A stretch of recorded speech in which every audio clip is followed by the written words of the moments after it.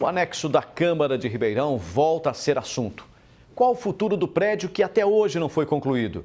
Um especialista fala em falta de definição por parte da presidência da Câmara.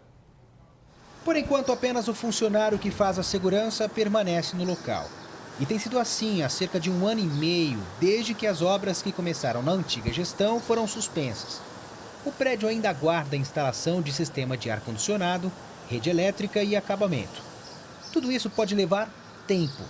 Mas o tempo é o principal inimigo da presidência com relação ao anexo da Câmara.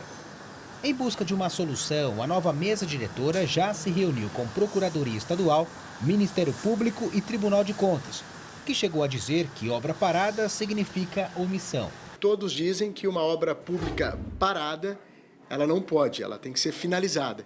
Então, o que nós estamos analisando agora? Ver a forma mais econômica para a gente poder dar continuidade nessa questão do anexo. Mas continuar a obra do jeito que está seria ir contra a CPI que investigou o anexo no ano passado. O relatório de 48 páginas apontou superfaturamento na construção do prédio, que até agora custou cerca de 6 milhões de reais para os cofres do Legislativo. O grupo, na época, sugeriu o rompimento do contrato com a construtora Cedro, que pediu mais R$ 1.700.000 para concluir a obra.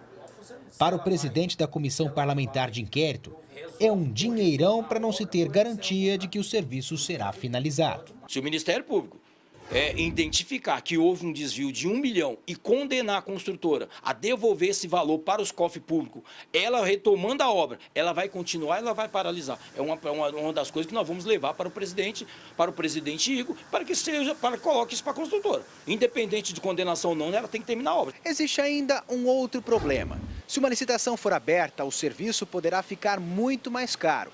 A própria construtora Cedro poderia concorrer, mas em caso de derrota, ela poderá ainda mover uma ação judicial contra a Câmara de Ribeirão Preto e pedir até a paralisação das obras. Entendo eu que uma nova licitação hoje acarreta enormes prejuízos ao erário, o que seria facilmente observado em havendo um aditamento com um levantamento efetivo do que a obra ainda necessita para sua conclusão. Uma resposta sobre o futuro do anexo deve ser apresentado apenas no fim do mês. Se não rompermos o contrato e der continuidade fazendo o aditamento, que valor seria também? Então nós estamos aguardando agora um laudo da Secretaria de Obras com planilhas de tudo que foi gasto e tudo que tem que ser feito nesta obra.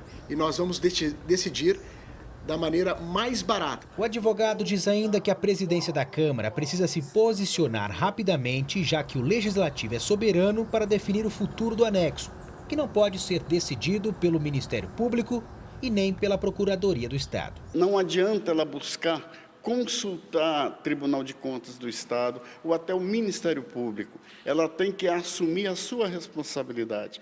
Ela é a dona da obra e, portanto, ela tem que promover ações concretas ou, primordialmente, no estágio em que se encontra, de dar continuidade e conclusão a essa obra.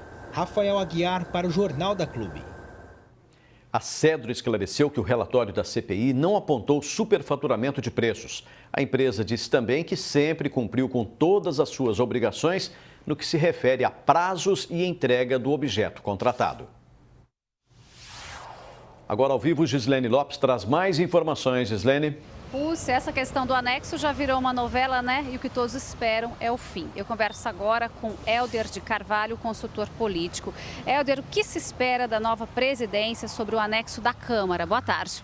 Boa tarde, Gislene. Olha, essa nova presidência que assumiu há 15 dias, eles devem tratar esse assunto com muita transparência e buscar ser, nas decisões tomadas daqui para frente, o mais eficiente possível para que o prédio seja finalizado, né, e entregue à população de Ribeirão Preto. A Casa de Leis pode ser responsabilizada mais por omissão do que por execução no caso da obra do anexo?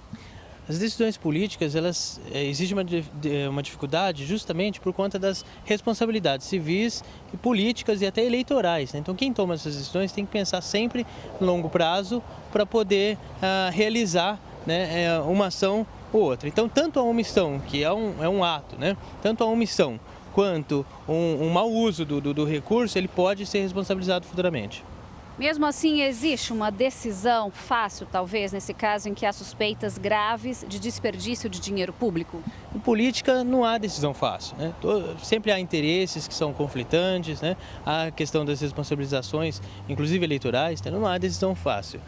O que precisa é se separar o que foi feito até agora, como foi feito, quem foi inicializado, para que as possíveis responsabilidades sejam apuradas e que essa gestão que se inicia pense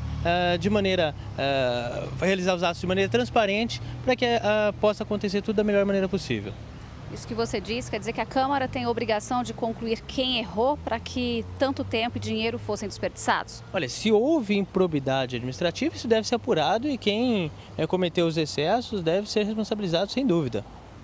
O STF decidiu no ano passado que a Câmara deve voltar a ter 22 vereadores. Depois de toda essa novela, um dos prédios pode virar um grande elefante branco?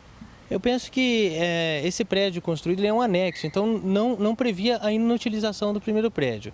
Porém, com a diminuição do número de vereadores, pode sobrar realmente alguns espaços, né?